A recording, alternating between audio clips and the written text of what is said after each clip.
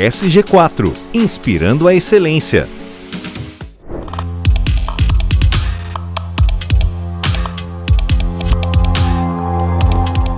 Olá pessoal, muito bom ter vocês aqui no nosso novo episódio, mais um episódio do Gestão em Ação.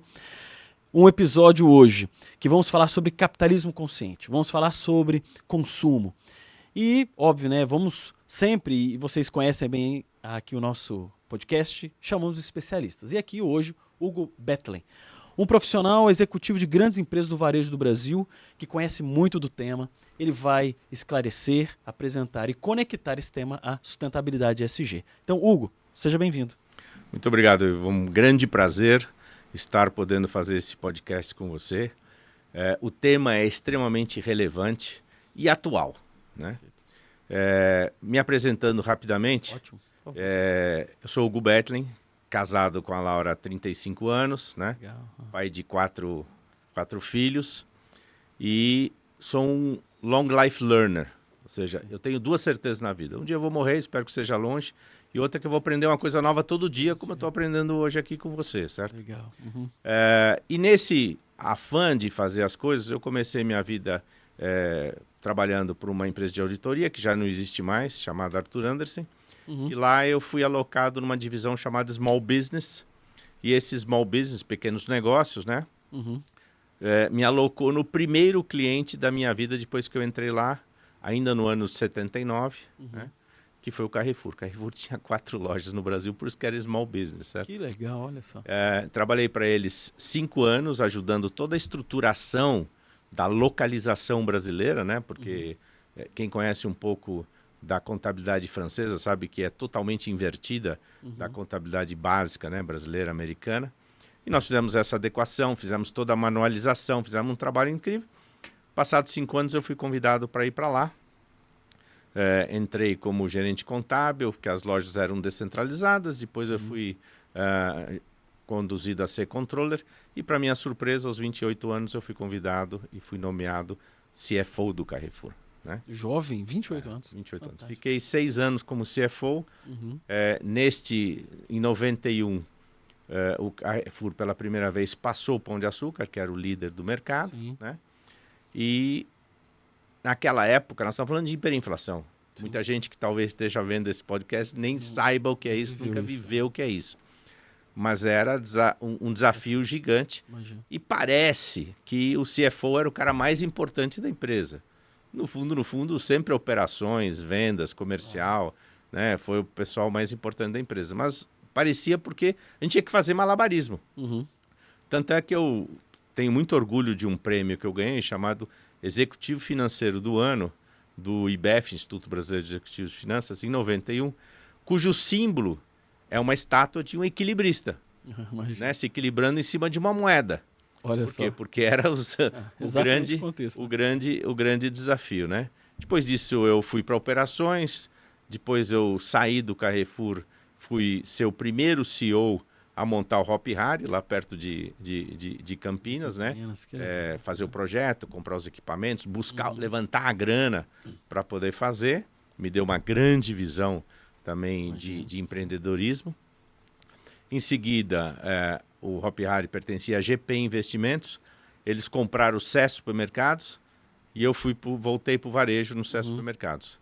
O SES Supermercados foi vendido para os portugueses, eu fiquei com pouco tempo com eles, depois saí e fui, junto com o Dimitris Markakis, montar, que era o antigo dono do Candia, né? Para quem é de São Paulo, Conhece bem, né? conhece, mas tem que ter mais de 30 anos fácil, né? Eu diria que mais 40 anos tem que ter. Fui montar Dicico, de material de construção, Perfeito. que recentemente, há uns 3, 4 anos atrás, foi vendida para a chilena Sodimac. E de lá eu fui para o Grupo Pão de Açúcar, onde fiquei 12 anos Perfeito. no Grupo Pão de Açúcar, tendo 9 cargos diferentes, né? Então eu fui comercial, fui operações, fui supply chain, fui logística, fui TI, fui relações com o mercado. Nessa época, eu conheci o capitalismo consciente, Perfeito. que tinha sido fundado em 2008 nos Estados Unidos por 2 pessoas. Raj Sisodia, um professor de marketing, um indiano radicado nos Estados Unidos, que estava inconformado em 2003, que naquele ano o gasto das empresas americanas com marketing tinha chegado a $1 trilhão, que coincidentemente era o tamanho do PIB indiano daquele ano. Ele falou, não é possível que como professor de marketing eu vejo que esse dinheiro é jogado no lixo, porque se faz $1 trilhão de investimento para atrair, mas não se faz nenhum trabalho para reter. Então, vou lançar um desafio para os meus alunos de pós-graduação a fazermos um estudo sobre empresas que gastam praticamente nada para fora e que têm altíssima retenção. E nesse estudo foram 26 empresas, americanas e europeias, e dessas empresas, uma era o Whole Foods Market. O Whole Foods Market, o seu fundador e o CEO até setembro, né, do ano de 2022, foi o John Mack. E ele disse, puxa vida, eu pratico isso desde 1978 e não sabia, então eu descobri outras empresas. Eu achei que eu era o único louco que pregava no deserto, mas tem outros, né, que acreditam que existe um caminho diferente de fazer negócio. Então o capitalismo consciente, ele não é, né, um Big Bang. Sim. Não é algo assim revolucionário. Ele tem uma filosofia principal, que é mudar o foco da empresa exclusivamente na maximização e no retorno exclusivo do acionista, às custas dos outros stakeholders, outras partes relacionadas, colaborador, consumidor, fornecedor, comunidade, tá? Em seu favor, botando o lucro como o principal objetivo. Perfeito. O que o capitalismo consciente faz? É um convite para que as empresas coloquem o propósito em primeiro lugar. Por que a empresa existe? Qual é a dor ou a necessidade da sociedade que ela busca resolver? Tá? E a partir do momento que eu ponho o propósito na frente e alinho todos os stakeholders nesse processo, entendo que todos os stakeholders têm uma interdependência. Eu vou buscar a maximização da geração de riqueza e bem-estar para todos os stakeholders de forma equânime. E o que quer dizer de forma equânime? Em termos de governança, quer dizer que você vai receber o seu retorno de acordo com o tamanho do seu risco. Perfeito. Então é claro que o acionista vai receber a maior parte, que foi quem tomou o maior risco nesse negócio. Mas ele nunca vai receber algo que não lhe pertence. Perfeito. Que pertence aos outros stakeholders. Perfeito. E a partir daí, a gente então diz, olha, eu preciso de 4 pilares. Um propósito maior, uma relação interdependente dos stakeholders, ter cultura e propósito, cultura e valores que permitam a perpetuidade do negócio. Perfeito. E principalmente, como toda corrente é tão forte quanto seu elo mais fraco, chamar uma pessoa assim chamada líder consciente. Perfeito. Esse líder consciente é aquele que cuida das pessoas, que entende que não importa se você tem seu negócio de consultoria, o seu trabalho de podcast, e eu trabalhei a vida inteira no varejo, o negócio dos negócios são pessoas. Perfeito. Então cuide das pessoas, que elas vão cuidar do seu negócio. E aí, onde é que entra o ESG nessa história? Onde entra a sustentabilidade? Se eu pego o princípio do sustentável, John Eccleston, 1992, Triple Bottom Line, People, Planet and Profit, né? Ele evolui exatamente nos 3 P's para o ESG. Né? O People é o S, o Planet é o E e o Profit é o G da governança. Né? Em 2004. Então, gente, o ESG não nasceu na pandemia. Sem dúvida. Tá? Ele foi divulgado na pandemia, principalmente a partir do momento que começou-se a falar sobre a necessidade daquela situação. Perfeito. Como é que nós chegamos naquele momento da pandemia? Ninguém imaginava que a gente ia chegar naquilo. Sim, era só querer abrir os olhos. Nós não abrimos. A partir do momento que o ser humano começou a avançar além do limite na natureza, veio a pandemia. Perfeito. Então, a grande questão é como é que a gente pratica isso? Perfeito. E o que o capitalismo consciente diz é o seguinte: um negócio é bom quando cria valor. Perfeito. É ético quando é baseado numa troca voluntária. É nobre quando eleva a nossa existência. E é heróico quando tira as pessoas da pobreza, Perfeito. gerando prosperidade. Mas para isso tudo funcionar, a empresa precisa entender que a sua licença de operar no planeta Terra é praticando os pilares do ESG. Perfeito. Se não o fizer, ela estará fazendo uma apropriação indébita de algo que pertence a outro stakeholder em benefício do seu shareholder. O Hugo, assim, primeiro que eu quero fazer algumas considerações que eu achei assim, primeiro que foi uma introdução fantástica. Eu acho que o desafio da jornada, né, porque o que nós estamos aqui fazendo, estamos num caminho, né? Esse caminho ele não tem fim, ele é uma construção, a gente vai melhorando isso com o tempo, as pessoas estão sendo convidadas a trabalhar com esse conceito. E você fez uma introdução interessante conectando o conceito do propósito, né, o que impulsiona, o que direciona um negócio.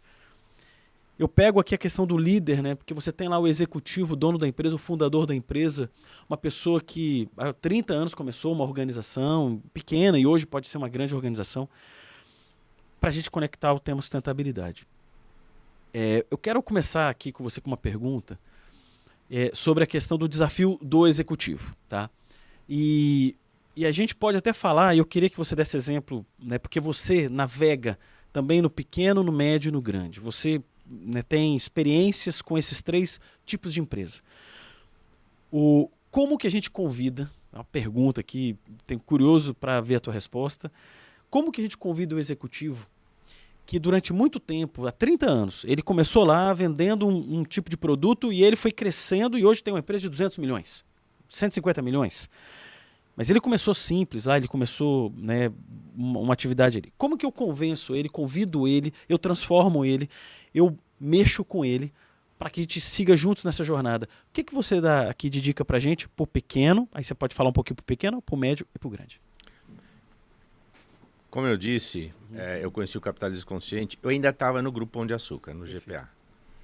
E eu saí em 2012, em 2013 eu encontrei um grupo de empresários e lideranças que tinham montado um grupo chamado RLC, Rede de Líderes Conscientes. Legal. E nesse grupo, ele era legal, mas ele tinha um pouco de... Era meio etéreo, sabe? Tipo, não, lucro é pecado, não sei o que. Gente, isso não funciona. O que funciona o que gera resultado, o que gera inclusão social é lucro. Tá? Perfeito. Mas o único lugar onde dinheiro vem antes de propósito é no dicionário. Sim, perfeito. Então a gente tem que botar o propósito na frente e sim, o lucro é fundamental. Mas ele não é pela causa que a gente faz, ele é pela consequência do que a gente faz. E nesse processo, o que acontece? Nós temos que falar com todos os stakeholders.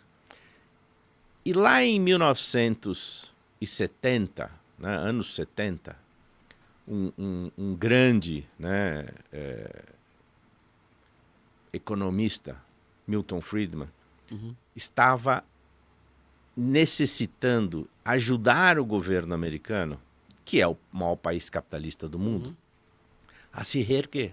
Os Estados Unidos vinha da Primeira Guerra, da Grande Depressão, da Segunda Guerra, da Guerra da Coreia, do vexame da Guerra do Vietnã, e precisava dizer, gente, vamos empreender, vamos fazer tudo mais. E ele sai com a máxima, né, de que a única responsabilidade social da empresa é a maximização do lucro e do retorno do acionista, desde que seja legal. Ele só não fala que deveria ser também moral.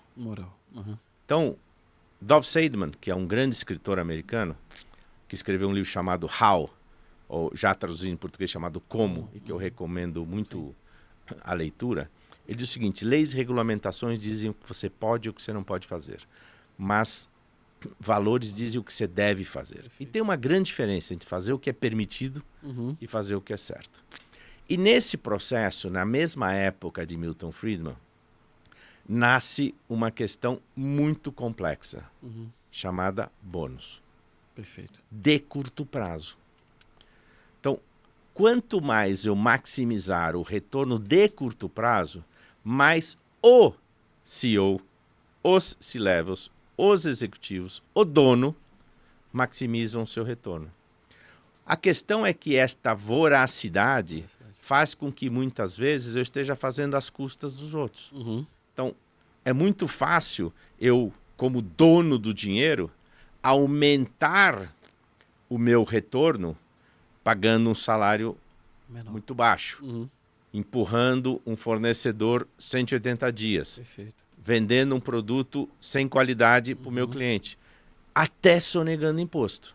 Sim. Tem Então, histórias, né? Eu estou deixando de fazer. Então, uma empresa, por sua vez, tem que ser responsável. Existe, muita gente diz assim, puxa, mas será que é isso mesmo? Eu falei, se você pegar o artigo 154 da Lei das SA de 76, ela vai dizer isso, que a empresa tem que ter uma responsabilidade com a sociedade e com o meio ambiente.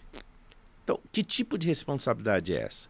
É esse trabalho de fazer as coisas. Então, qual é o problema do executivo? Não vou falar nem do empreendedor, mas do empreendedor sim.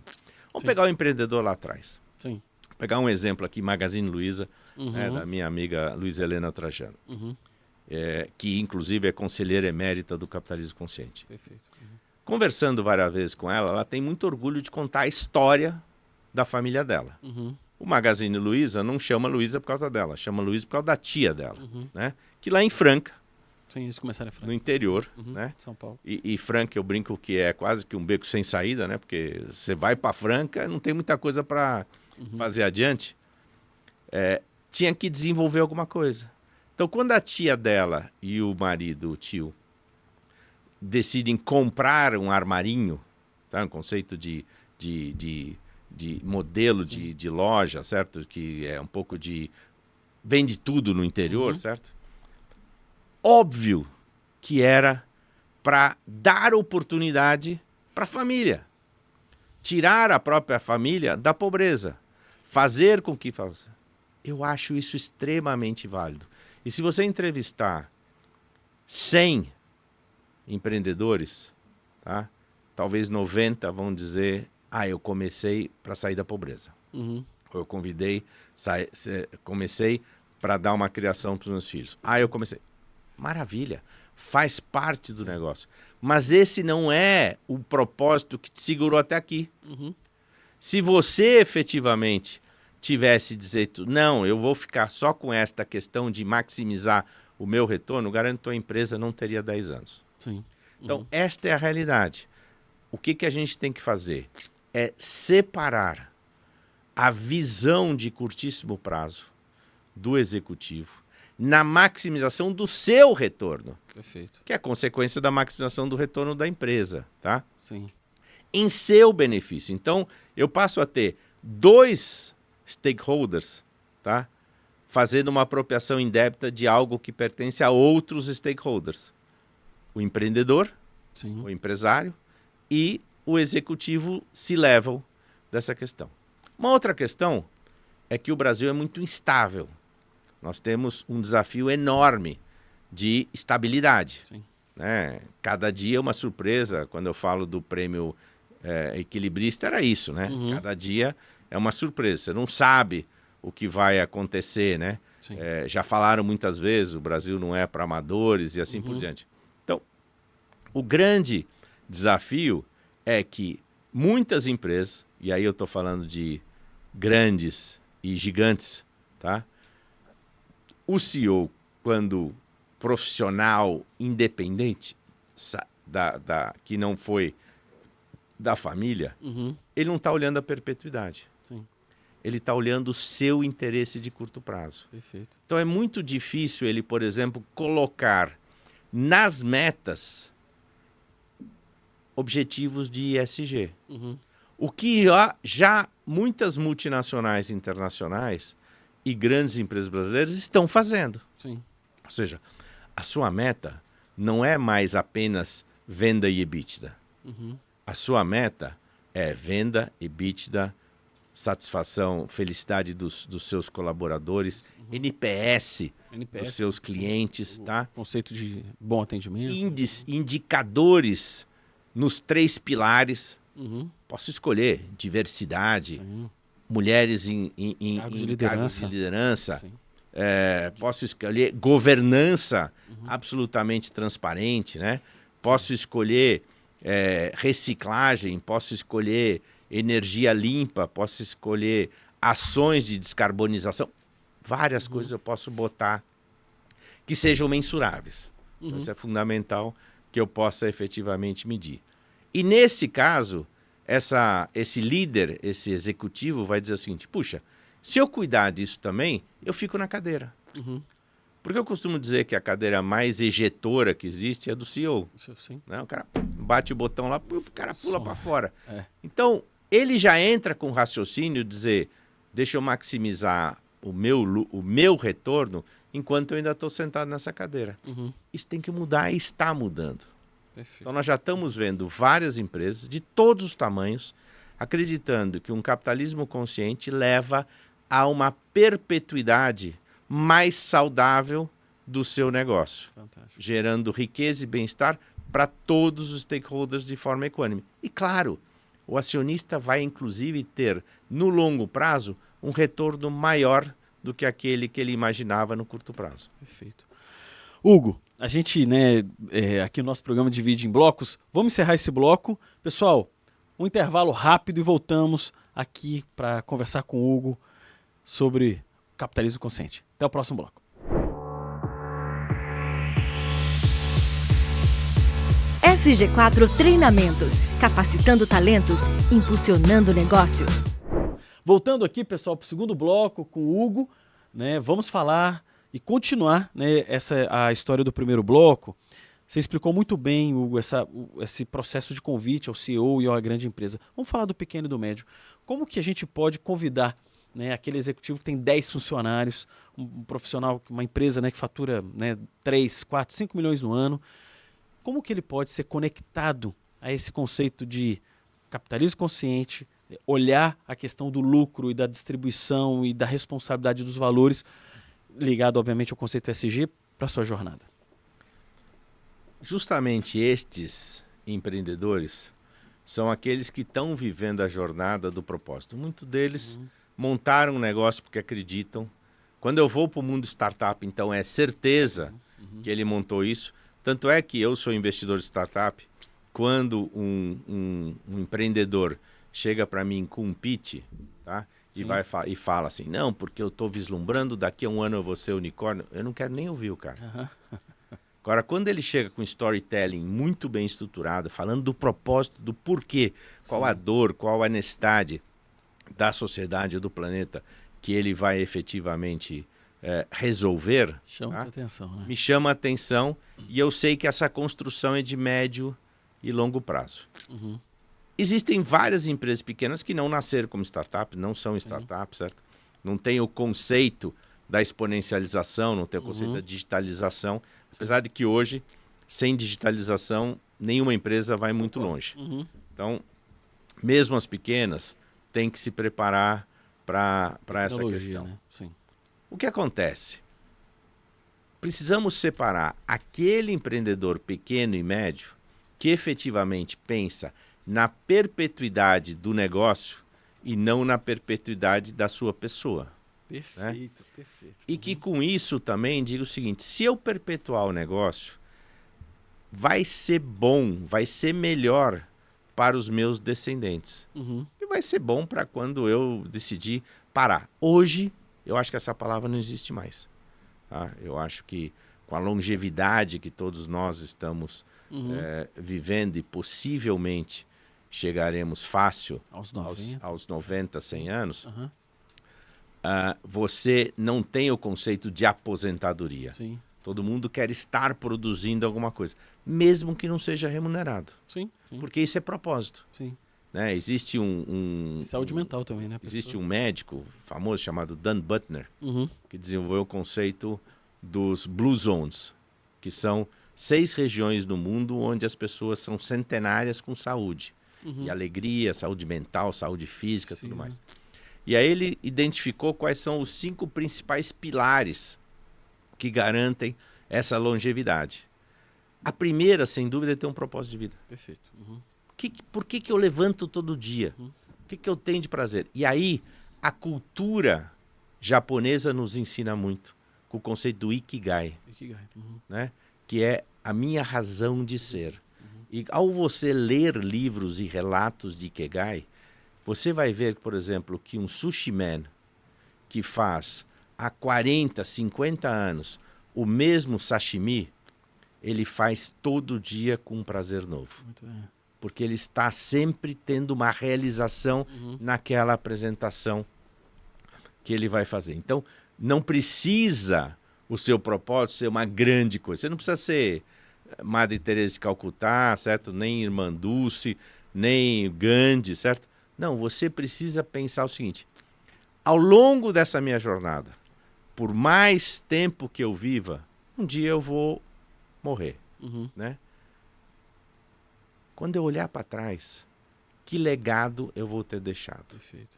Eu aprendi uma vez que não existe a palavra desrealizar. Então, ao realizar, realize algo que efetivamente gere um impacto positivo na vida das outras pessoas. E passe a entender que sucesso não é apenas fama e grana. Perfeito. Sucesso é como você impacta a vida da outra pessoa. Tá? Então, ontem eu vi, inclusive, numa palestra, uma lápide. Eu sempre, às vezes parece meio fúnebre essa história, mas a gente tem que pensar, a morte é verdadeira, ela vai acontecer. Sim, todos nós. O que você quer Escrito na sua lápide? E a de ontem eu achei interessante, porque ele dizia assim: foi embora e não levou nada. Deixou tudo que criou. Perfeito. Certo? Então, eu acho que tem esse conceito de o que eu estou construindo. Esses pequenos e médios empresários estão construindo muita coisa. O Brasil é feito de pequenas e médias empresas. Perfeito. Tá? E micro também, pequenas e médias empresas. Para você ter uma ideia, dos mais de 20 milhões de CNPJs que o Brasil tem, apenas 3% faturam mais que 2 milhões de reais por ano. Então significa que muita empresa é pequena. Mas mesmo nesse grupo, acima de 2, você tem empresa de 10, tem empresa de 20, tem empresa de 50, tem empresa de 100 e vai ter as empresas bilionárias. E tudo vai depender muito do negócio, né? Sim. Uma indústria, por exemplo, que fatura 300 milhões é uma indústria média grande. Sim. Tá? Um varejo que fatura 500 milhões é um varejo pequeno. Sim. Então, essa relatividade tem que ser levada em consideração. E hoje o o setor terciário, né, de serviço, prestação de serviço, está crescendo muito. Então, é muito importante. Existe um estudo hoje do Banco Central que, como o agro deve sofrer uma queda no ano que vem por causa das mudanças climáticas, e aí a gente entra de novo na importância do ESG, claro. né, vai crescer muito com inflação estabilizada, redução de juros, confiança aumentada, o consumo. Então, serviços, varejo, serviços, vão ser a grande bola da vez, que além de tudo é o maior empregador hoje do Brasil, desse país, né? Se a gente tivesse menos burocracia, mais facilidade, menos custos de registro, né? Indiscutivelmente a gente teria muito mais gente ainda empregada, empreendendo e tudo mais. Então, este pequeno e médio, ele tem um papel social. E quando ele diz assim, puxa, mas eu não poluo, será? Eu não gero impacto ambiental, será? Não. Ele não tem noção ou consciência disso, ou até conhecimento, né, Hugo? Muitos empresários, eles não conseguem ver essa relação, onde ele toca o meio ambiente, onde ele toca os aspectos sociais e de governança. Eu vejo isso no pequeno e no médio ainda, porque o grande é provocado por coisas grandes financiamentos, grandes fundos. Vem de fora. Muitas vezes vem de fora para dentro. E aí ele é provocado a aprender, ele é provocado a entender isso.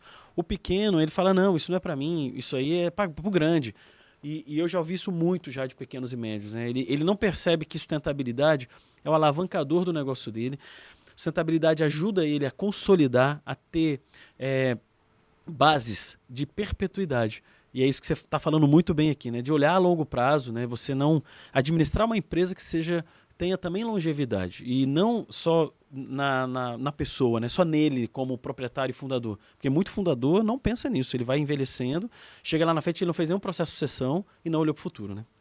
Isso está acontecendo no Brasil. Sim. Porque as empresas não são muito longevas. Sim. Você encontrar empresas de 60, 70 anos não é comum. É raro. É bastante raro. E tem que pensar nisso, né? Qual é a sucessão que eu estou planejando, né? Nem sempre o seu DNA é transmitido para o seu filho. Sim. Em termos de empreendedorismo. É a capacidade de empreender. Então é melhor que ele não seja o seu sucessor executivo. Perfeito. E seja o seu sucessor no conselho. Perfeito. E aí perfeito. vai ter alguém que vai olhar. E aí eu tenho uma observação muito importante. Eu tive que aprender a lidar com pequenas e médias empresas. Porque minha carreira toda foi feita em grandes empresas. Que é muito diferente. A forma com que você fala com o dono é diferente da forma que você fala com o presidente do conselho. Ou com o CEO de uma grande empresa. Então, estabilidade é muito importante para esse profissional que quer ser executivo de empresas de pequeno e médio porte, ou mesmo quer ser conselheiro consultivo, por exemplo, de empresas de pequeno e médio porte. O tratamento, a sua capacidade de diálogo, de negociação, né? Muitas vezes diz assim, eu não gosto de fazer politicagem, mas não misture politicagem com política. Sim, né? É importante que você faça, por exemplo, democracia, né? É a habilidade de lidar, né, com forças, né? Com forças, com imprevistos, com dificuldades, com não todo mundo aceitando o que você vai fazer. Mas em algum momento você tem que fazer. Sim. Tem um ponto importante na questão de todas as empresas. Serve da pequena até a grande. O poder, infelizmente, é muito solitário. Sim. E muita gente não sabe lidar com isso. Sim. Ou ele vira um tirano, ou ele vira um babaca, que não faz nada. Sim. Então, o meio termo dos dois é que é fundamental. Quando é que eu lidero com determinação e quando é que eu flexibilizo alguma coisa? Por isso a gente diz que liderança consciente, o líder consciente, não leva as pessoas nas costas e faz as coisas por elas. Líder consciente leva as pessoas no coração. Sim. Mostra o caminho, corrige esse caminho, dá feedbacks transparentes e necessários e ajuda essas pessoas crescerem, né? a evoluírem e crescerem. E é importante você saber que nós temos hoje 228 empresas associadas ao capitalismo consciente.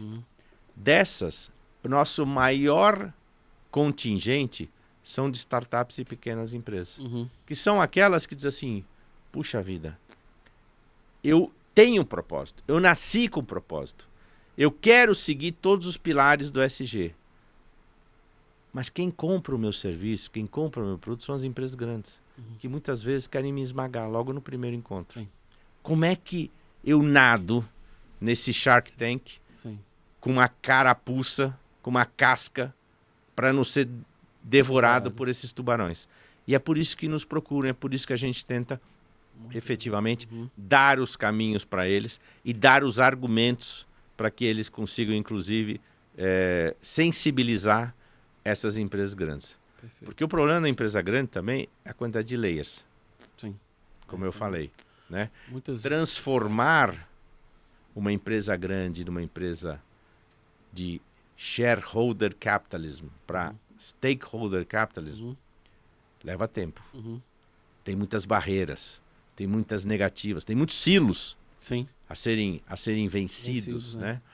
É como se você fosse o comandante de um grande navio e quisesse dar ordem lá para a casa de máquinas, fica 12 níveis abaixo, assim, muda a rota. Você pode até dar a ordem, mas a rota vai demorar para virar. mudar. Se você é um comandante de um pequeno navio, onde todos os seus colaboradores estão no mesmo convés, você fala, gente, vamos mudar para cá? Vamos, e muda para cá. Então, ser e mudar e evoluir para um capitalismo consciente é mais fácil na pequena e média empresa. Perfeito. Mas é necessário na grande empresa. Muito bom.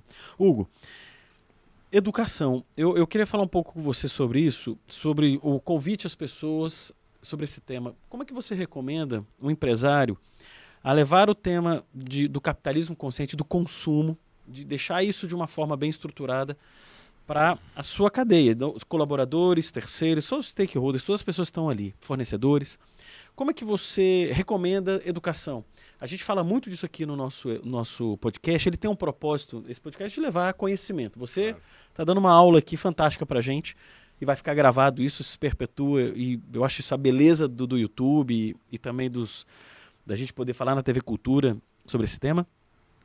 Pensa comigo aqui, a educação é que vai dar sustentação de futuro e outras pessoas, novas pessoas, vão continuar propagando isso de forma exponencial. Como educar as pessoas para o capitalismo consciente? Eu costumo dizer, e na verdade reforçado muito pela nossa CEO, Daniela Garcia, de que nós somos um grande marketplace de conhecimento. Legal. Ou um think tanker, Sim. certo? Nós produzimos conteúdos riquíssimos, inúmeros e totalmente acessíveis, né? Basta Gratuito? entrar no nosso É site. gratuito? Você tem gratuito E você tem um tem ambiente- canal fechado para que eles são associados. Associados, Tá? né?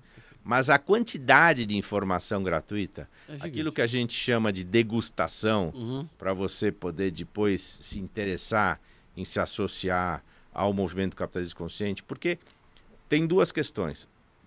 Se você não é consciente, como você falou, isso é uma jornada. Perfeito. Não existe empresa totalmente consciente. Ah, sim. E talvez nunca vai existir. Existe aquela que está entrando na jornada, aquela que está um pouco mais adiante. Mas quando você olha a jornada e fala assim, qual é o meu destino? É infinito. Sim, infinito, Eu concordo. todo dia vou estar evoluindo, crescendo, aprendendo, aplicando, evoluindo, aprendendo. Né? Humildade é uma das palavras fundamentais. Perfeito. Vulnerabilidade é outra palavra fundamental. Capacidade de aprendizado, de correção. Aliás, quanto mais eu estou hoje evoluindo tecnologicamente, com inteligência artificial, por exemplo, fazer o planejamento tradicional, rígido, é quase irreal. Sim, vai dar Eu certo. tenho que dizer o seguinte, vamos que vamos, é melhor feito do que perfeito, e vou corrigindo Na rota. na rota do processo. Então, muitas dessas empresas entendem isso, que é importante trazer uma forma de conhecimento. Então, entra no site www.ccbrasil.cc, tá? Perfeito. Lá tem vários assuntos gratuitos. Se você se associa como pessoa física ou como pessoa jurídica, você passa a ter acesso a outros conteúdos Muito bom. que não estão totalmente disponíveis para o canal aberto, tá? Mas o que a gente convida é principalmente para as lideranças fazerem o curso de formação e certificação em liderança consciente, que a Fantástico. gente fornece. Quantas horas esse treinamento? É longo, porque a gente tem 4 etapas. Sim. Tem uma etapa inicial, que é tipo, sai do zero, Sim. que são basicamente 2 horas de autocurso, né, no celular, e você consegue ter uma noção. Depois você tem o curso básico, o intermediário E o e o avançado. avançado. Uma das mudanças que nós estamos fazendo para 2024 é que você não pode mais fazer esses cursos de forma estanque Sim. e ser certificado por eles. Você tem que fazer essa jornada. Sim. E só será certificado depois do nível 4. Perfeito. Esse nível 4 é um curso de 80 horas. Nossa, assim, tá? 10 disso. 80 horas, Uhum. longo, Sim. muito profundo e que efetivamente esse vai dar a sua capacidade e principalmente transmitir a confiança para você dizer assim, agora eu entendo que é capitalismo consciente, eu acredito mais do que isso e vou mudar. Muito bom, muito bom. Essa estrutura, né, Hugo, eu acho que assim, um dos nossos compromissos, e você é um grande educador, até a maneira como você explica, é um compromisso nosso de levar, né? E você vê que o site, eu confesso que eu conheci você agora nesse ciclo da entrevista, conheci sua jornada, a jornada do capitalismo consciente. O termo eu já conhecia, mas eu já tinha feito já alguns estudos sobre isso, sobre consumo, porque eu trabalho muito com a questão do consumo consciente, e isso que eu quero abordar agora no nosso terceiro bloco. Mas eu vejo que o compromisso pela informação e pela divulgação é uma coisa que é o legado que vocês estão deixando e que é muito, muito importante, né? Porque esse tema ele é fundamental para que uma empresa, independente do tamanho, possa construir uma jornada de sustentabilidade percebendo isso. Um líder ele precisa ter isso. Então, eu acho que lá, e eu vi os conteúdos, são fantásticos, né? Tem vídeo, tem literatura, tem um monte de coisa que vai ajudar muito o executivo. Hugo, vamos para o terceiro bloco aqui da nossa entrevista para falar sobre, né, o consumo consciente, né, o quanto que isso impacta as questões de sustentabilidade e gestão. Até o próximo bloco, pessoal. SG4 Soluções Integradas. Consultoria estratégica para um futuro sustentável. SG4 Gestão Ocupacional. Trabalhe com segurança, viva com saúde. Pessoal, voltando aqui com o Hugo, vamos falar nesse bloco sobre consumo consciente.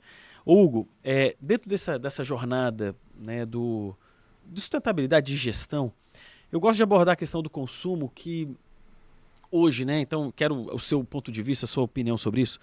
As pessoas são muito convidadas, principalmente pelas redes sociais, a ter um celular novo, a ter um carro novo, a ter um apartamento maior, a ter algo naturalmente, ou algumas vezes até material, né? Algo material, porque o amigo tem, um colega tem, ou um influencer tem, né? Então as pessoas são convidadas a consumir, talvez, e não precisando disso, né? Então hoje um celular, tem gente que troca celular todo ano, né? Tem um lançamento novo de algum celular da Samsung, do iPhone, da Apple ou de outra marca, e a pessoa é convidada a ter um novo, um mais moderno, um mais potente, tudo. Isso dentro da jornada do consumo e do impacto que isso gera naturalmente em toda a cadeia e também a sustentabilidade. Qual é a sua opinião sobre isso em relação a como que nós podemos pensar sobre isso e o impacto disso nessa jornada que você estava falando? Por favor.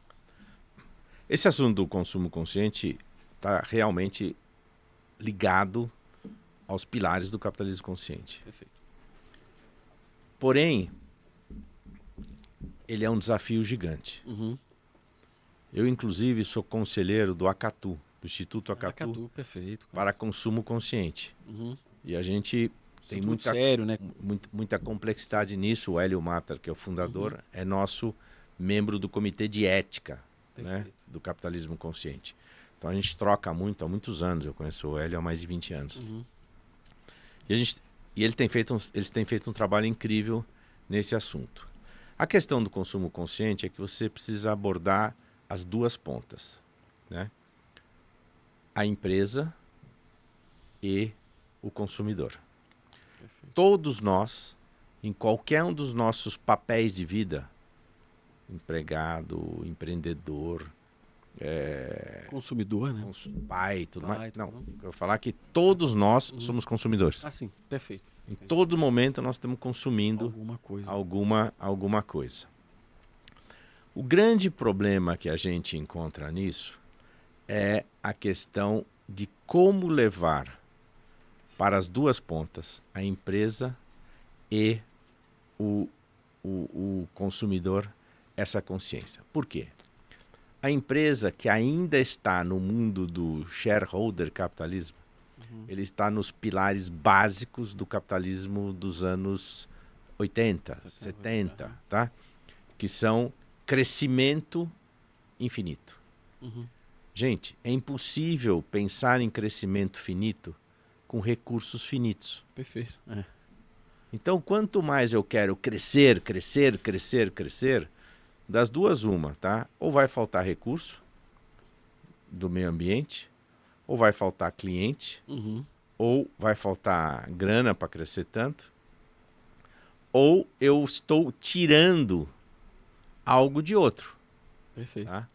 Um país como o nosso, que tem uma economia mais controlada, mais amarrada, com o PIB crescendo menos, a maioria do que está acontecendo no que a gente chama de crescimento é rouba-monte. Eu cresço aqui e você cai um pouquinho ali. Não tem Por quê? ganha-ganha. Porque eu tirei dali. Não tem um ganha-ganha. Tá? Existe um pequeno, mínimo ganha-ganha nessa história. Os 4 pilares fundamentais do consumo são emprego, renda, crédito e confiança. Se eu não tenho emprego, tá? Eu não tenho renda. Se existe inflação, a renda é corroída. Perfeito. Se eu não tenho emprego nem renda e eu não tenho crédito. Consequentemente, a minha confiança despenca. Estamos caminhando para uma economia mais estável. Estamos crescendo a nossa capacidade de novo de incluir pessoas de baixa renda na chamada classe média. Perfeito. O que você acha que vai acontecer com elas?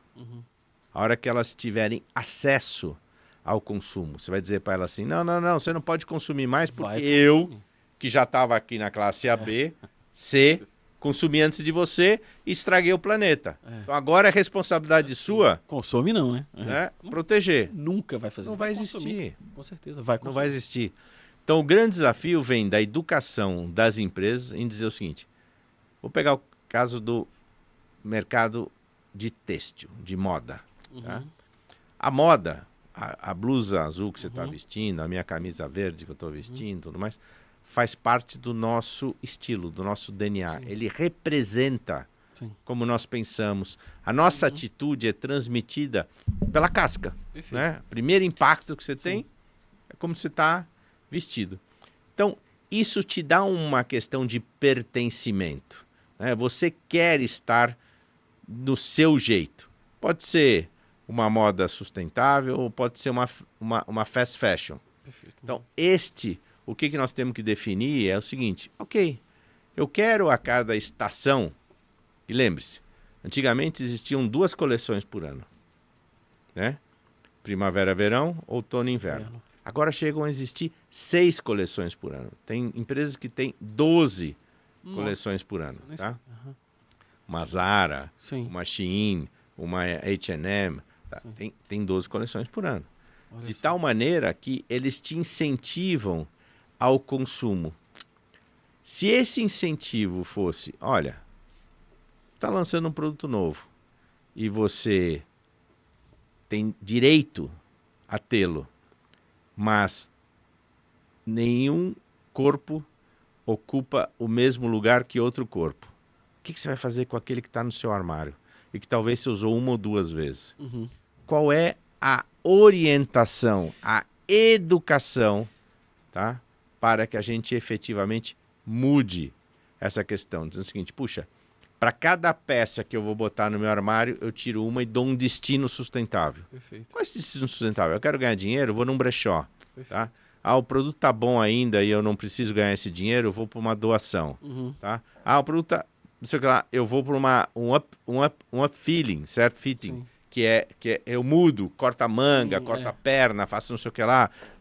Para as mulheres, boto uma lantejola, faço um aplique e mudo, né, a peça. Então, é muito importante que as pessoas entendam isso, né?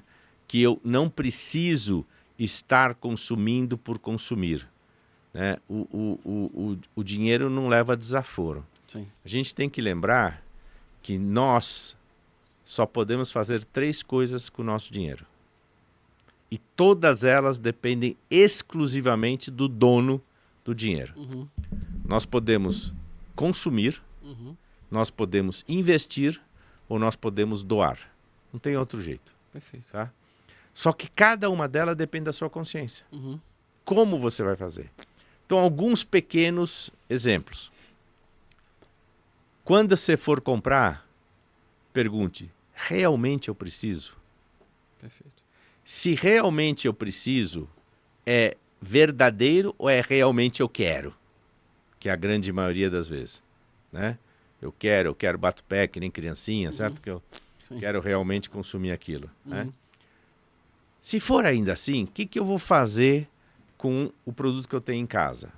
Ou não, eu tenho um armário bem pequenininho e eu quero realmente pôr uma peça nova, eu preciso de um terno para usar em eventos de casamentos e tudo mais. Está totalmente liberado esse consumo consciente. Aliás, eu tenho ternos que têm mais de 15, 20 anos. Sim. E estão perfeitos. Perfeito. Eu não preciso comprar mais. Uhum. Ah, mas a gola aumentou, diminuiu. Cara, não é isso que vai mudar a vida da sua vida ou a vida do terno, tá? Uhum. Então, acho que essa questão é muito importante. Mas tem um desafio. A China, nos últimos 20 anos, botou 400 milhões de pessoas na classe média. E essas pessoas estão se urbanizando. A Índia botou outros 400 milhões de pessoas na classe média. A América Latina, incluindo o Brasil, botou uns 60 milhões nos últimos 20 anos na classe média. A Europa do Leste botou outros 60 milhões na classe média. Gente, vai dizer para esse pessoal que ele não vai consumir. Sim. Sabe? Vai dizer assim, não, Mais de 1 não bilhão. devemos. Eu estava na Rio, né, mais 20, Sim.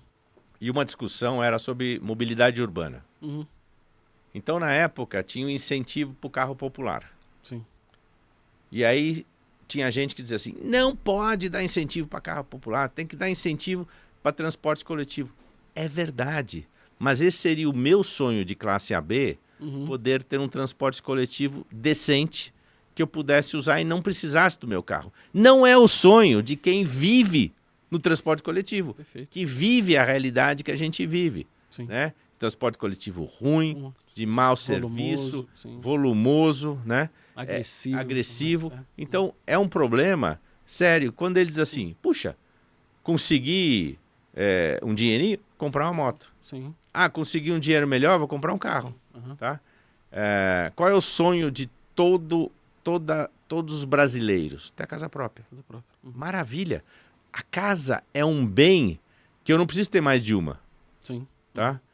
Eu não vou viver de aluguel, tudo mais. Mas se eu tiver, eu vou botar isso para rodar. Vou poder fazer isso numa economia circular.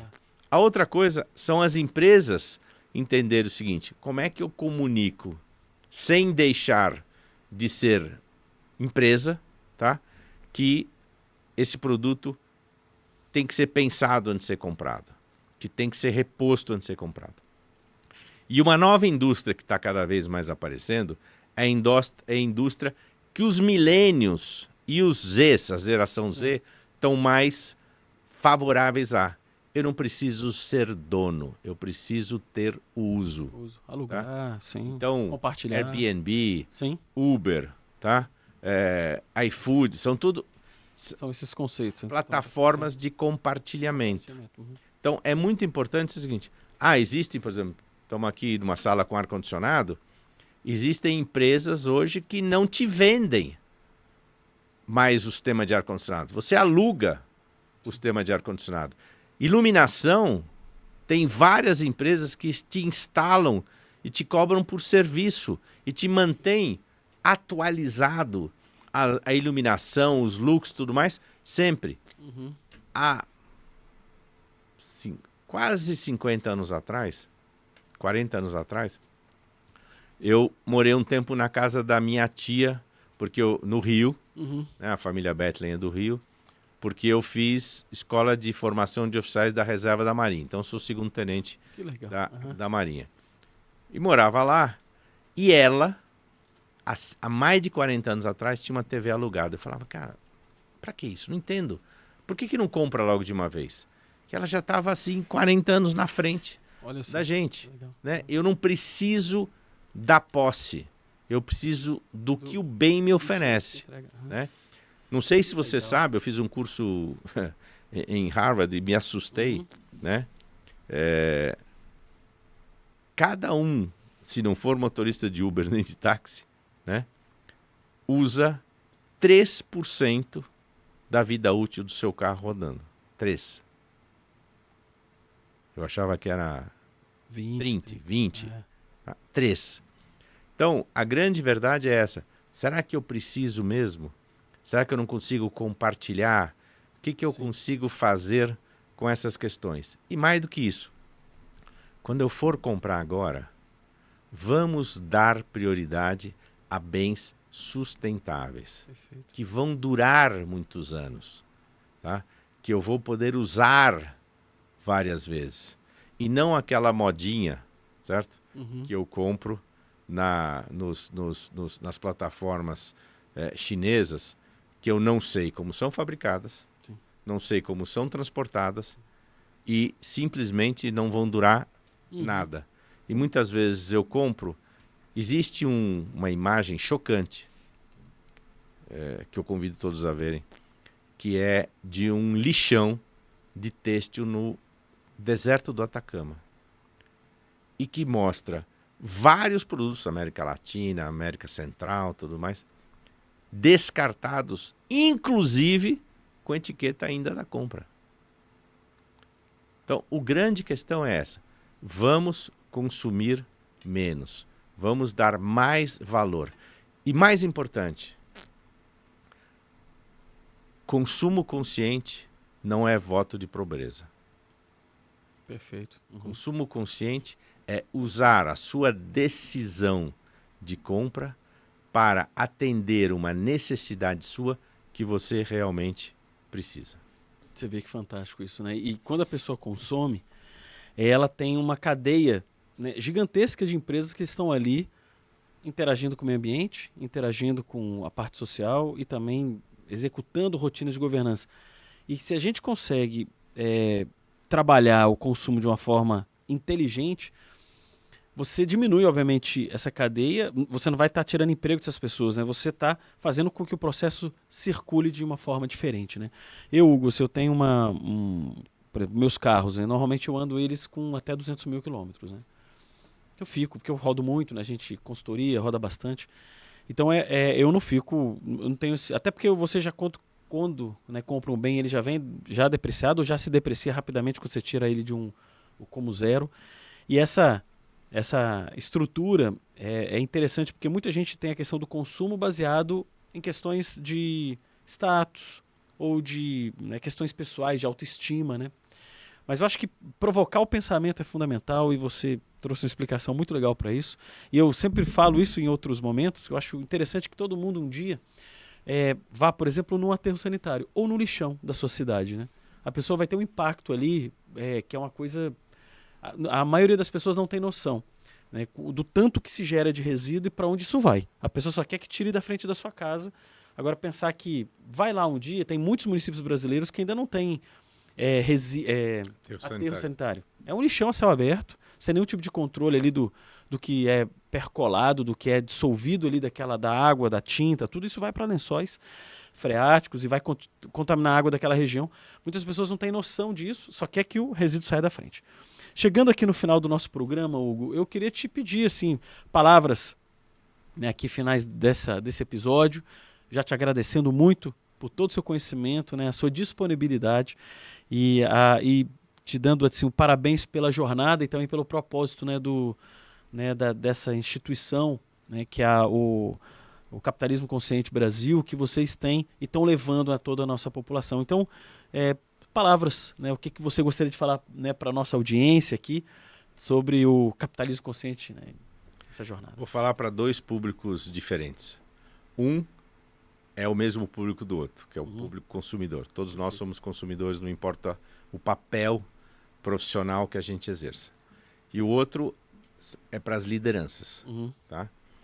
Para o consumidor, é a última mensagem que eu deixei. Ou seja, ao consumir, ao usar o seu dinheiro, lembre-se que o poder é seu. Perfeito. O cara pode te fazer a oferta que você quiser. Se você não disser eu quero, ele não vende. Então é muito importante que você exerça o seu poder e que, mais do que isso, lembre quão duro foi ganhar aquele dinheiro. Perfeito. Uhum. Se realmente vale o investimento que você está fazendo. Não estou dizendo, e volto a afirmar, que consumo consciente não é voto de pobreza. É voto de consciência. Tá? Eu decido gastar, eu decido investir ou decido doar de acordo com a minha consciência. Tá? Então esse é o primeiro pedido para os consumidores de qualquer nível. Para os líderes, o meu convite é: vamos mudar o foco. Sair de um capitalismo focado na maximização do lucro do seu acionista para um capitalismo focado na maximização do propósito, sendo o lucro consequência, é apenas um pequeno ajuste do curto prazo para o longo prazo, do imediatismo para a perpetuidade, do consumível para o durável, tá? Do efêmero para o resiliente. Então, é muito importante que você diga o seguinte: qual é o legado que eu quero deixar? Como é que eu quero ser lembrado? Pelo cara que mais gerou bônus para si mesmo e ferrou a empresa, certo? Ou para aquele cara que efetivamente fez a empresa caminhar no rumo da sua perpetuidade, gerando maior número de empregos, gerando maior número de fornecedores, atendendo melhor os clientes e principalmente cumprindo o seu papel social junto à sua comunidade que o recebeu. Muitas famílias, né? Que eles são muitas e muitas famílias envolvidas nessa história. Então, este é o caminho principal. E nós temos dados financeiros, a gente tem uma parceria com uma startup chamada Humanizadas.com, que tem um trabalho excelente e que nos mostra que, ao contrário do que se pensa, perpetuar a companhia gera mais retorno do que querer o resultado para amanhã. Muito bom. Hugo, muito obrigado. Desejo sucesso, né, para a instituição, né, para o Capitalismo Consciente Brasil, que possa transformar, né, e possa convidar muito mais pessoas a essa jornada. Então, muito obrigado pela sua entrevista e até o próximo encontro. Né? Obrigado a você, Ivo. Fico à disposição. E deixo uma mensagem final apenas, de um poeta uruguaio chamado Eduardo Galeano, que diz que somos o que fazemos, mas somos principalmente o que fazemos para mudar o que somos. Muito bom, fantástico. Pessoal, uma grande entrevista, espero que vocês tenham gostado também. Aprendi muito, né, nesse bate-papo aqui com o Hugo. E vamos, né, pessoal, como o Hugo falou, né, provocar as pessoas que estão à nossa volta e também mudar as nossas percepções. Nós temos, né, um compromisso pelo outro. Né? Vamos olhar mais para o outro, mais para as pessoas que estão à nossa volta e fazer com que eles sigam, né, conceitos como esse, né, do capitalismo e do consumo consciente. Um abraço, pessoal. Muito bom ter vocês aqui acompanhando o nosso episódio e até o próximo.